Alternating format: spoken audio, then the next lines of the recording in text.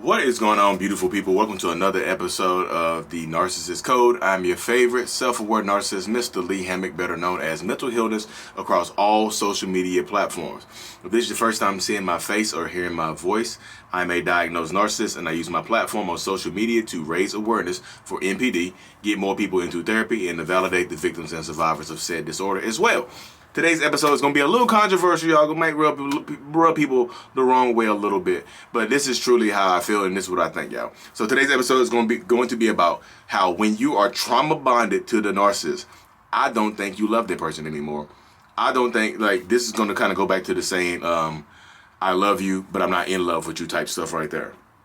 So a narcissist will use that term all the time. Like, a narcissist will look at you in your face and say, hey, look, I love you, but I'm not in love with you anymore, as a way to keep you on the hook, as a way to possibly move on and keep you stationary, to make you feel like you are not enough for that narcissistic person or for that toxic person. A narcissistic person will say that phrase to you to keep you bonded to them as they try to move on, to make you feel like you're not doing enough to stay in a relationship with them. Whereas I feel like, this is me, my personal story, man, I'm gonna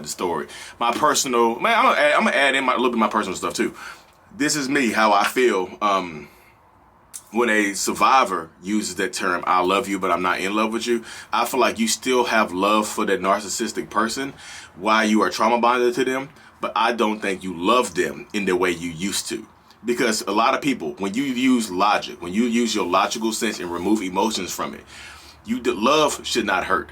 Love does not come with pain. Love does not come with physical pain and emotional turmoil. It doesn't come with that consistently. Yeah, you're going to go through trials and tribulations, but are you going through it together, or are they putting you through it? That's one question you need to ask yourself. Did I go through it? Did we go through this together, or was I put through it? Did they put me through it with their abuse, with their lying, with their cheating, with their manipulating, and things like that? Because the narcissist is going to, from my point of view, from the narcissist perspective, we went through it together because you decided to stay through it, right?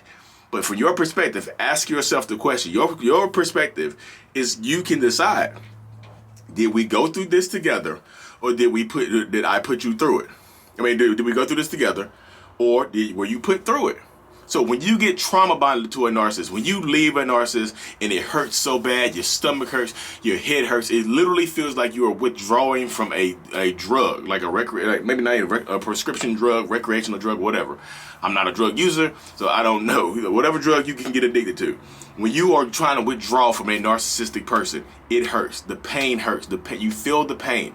But I don't think you love that person anymore. I think that in order to dull the pain, you go back to this toxic situation a lot of times. But you don't necessarily love that person, because when you go back, how do you feel? Do you feel proud of yourself? Because most of the people that I talk to, they give into the pain of the trauma bond, they go back, they don't feel good about going back. They don't feel welcomed with open arms. They don't feel happy and proud of themselves. They always are in my comment section or talking to me one-on-one and saying, hey, look, they're looking to me in my comment section and they're saying things like, I broke no contact and I went back. It hurt so bad. I would rather go back than to go through this pain of leaving, being without this person. Now, I've talked to men and women that have been trauma bonded, y'all. This is not just a women only thing. Men go through this as well. Talked to a man yesterday a few times. He's going through the trauma bond. It hurts.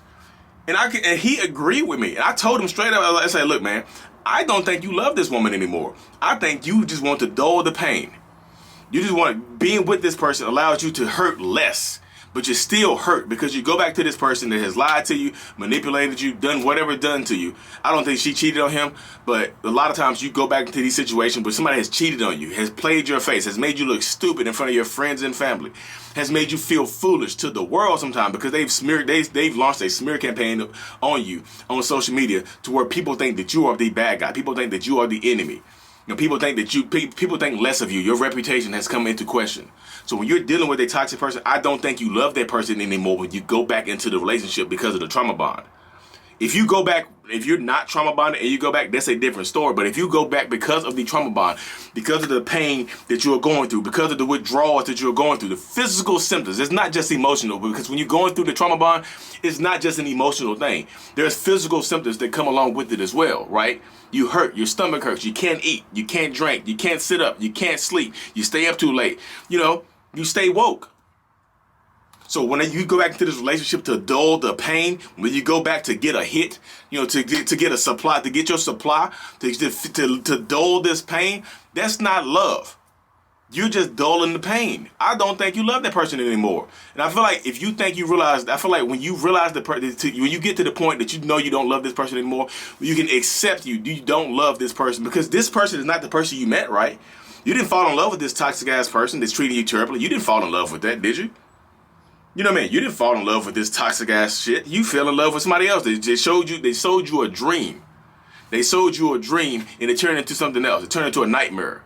They sold you on the thoughts of a dream and it turned into a nightmare for you. So you don't love this person. I think you go back into this relationship to dull the pain, to deal with the pain temporarily. That's why you keep going back. Every time you leave, that's why it takes an average person 7 times to leave. It takes the average survivor of narcissistic abuse or domestic violence situation 7 times to leave. You go back 6 or 7 times. The average. Why? Yeah, could it be at first because you love that person? Yeah, I love them. I'm going to give them a second chance. But when you don't love them anymore, when they've cheated on you 15 times, you love somebody that cheated on you 15 times? I love them more than I love myself. You lose. When you say that term, when people say that term to me, I love them more than I love myself. You lose. You've already lost. Because if you love that person more than you love yourself, that means you love that person more than you love your goddamn kids. And that shit right there pisses me off to the extent where I'm about to go crazy on people. I love them more than I love myself. Don't you have kids? Yeah. So you love them more you love your kids? No, that's not what I'm saying. That's what it sounded like you said to me. That's what it sounded like you said to me. The pain hurts, y'all. The pain hurts. But I don't think you love that person anymore. When you go back, that 7th time you go back, when you finally cross that threshold of the trauma bond, when you realize you don't love this person anymore, you're just addicted to them, I think that they can help you heal. I honestly do. I think when you accept the fact that you loved who you thought they were, not who they are, it helps you heal. Because you can be out of love with a person, but still have love for that person. Hey, I love you. I want the best for you. But I'm not the best for you. I can't do this anymore. That's different than saying I love you, but I'm not in love with you. But I'm going to stay with you so we can work through it. That's different. I love you and I want the best for you. It's parting ways. That you care about this person because they're a human being that you share time with, that you share love with, that you share that house with, or a situation, whatever you share with this person. You share it with this person. So you're cutting that person off, but you don't hate the person. You're like, I hate your ass so much. Bah, I hope you die. I hope you die. You're not saying that, dude. You're not saying that. You're saying, hey, I love you, but I love you and I want the best for you, but I have to choose me. When you understand that you can choose yourself over that person, and it doesn't make you a bad person, that guilt that you might carry when you leave this relationship because you might feel like you're abandoning this person because everybody else in their life has abandoned them, right? If anybody says that to you, I feel like if anybody says, hey, you're going to abandon me like everybody else did, I feel like you need to wave the red flag. If you're on my podcast, I'm waving the red flag right now, my little red flag. Because ask yourself this question: why is everybody abandoning you? Why? Why you? Are you the exception or are you the rule? Are you the outlier or are you the problem? Because typically people want to get away from the problem, right? People want to get away from the person that they feel like is most toxic or most unlike everybody else. This person is divisive. Let's abandon this person. Let's get rid of this person. So they convince you that you are also abandoning them when you are just choosing you. You have to get to the point where you realize it's okay to choose you. Because as a narcissist, I'm going to choose me. I guarantee it. I'm going to choose me first over you. 99 out of 99 times, 99 out of 98 times, I'm going to choose me first.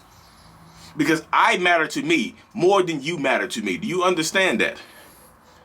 I feel like when you get into situations like this, you have to understand that you matter more to yourself than that narcissistic person matters to you, than that toxic person matters to you. Because what carries more weight?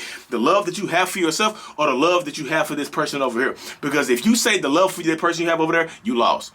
You are now a slave. You are now a servant of this person now. And that person is the God of your life. And if you're religious, how dare you? You worshiping a human as opposed to God Almighty. How dare you? Think about it like that. Think about it like that. Because when you are trauma bonded, I don't think you love that person anymore. I really don't think. I think you're addicted to them. I think you might be obsessed with them because of all the shit that they put you through.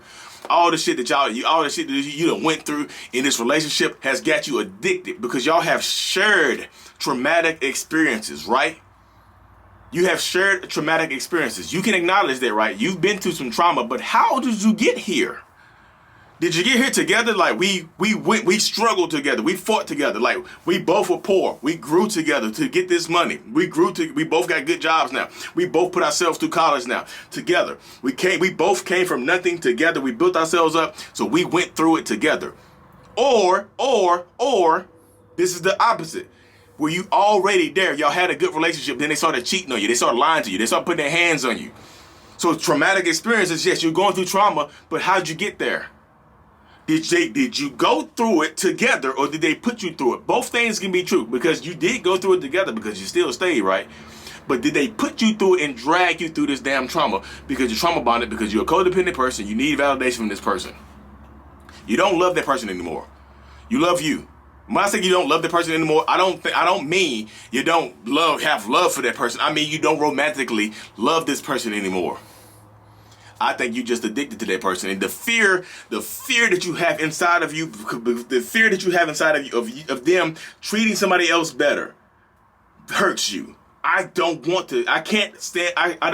The thought of this person being with somebody else and treating them better kills me on the inside. But how are they treating you right now? Because they're killing you on the inside already. You're already slowly dying, right?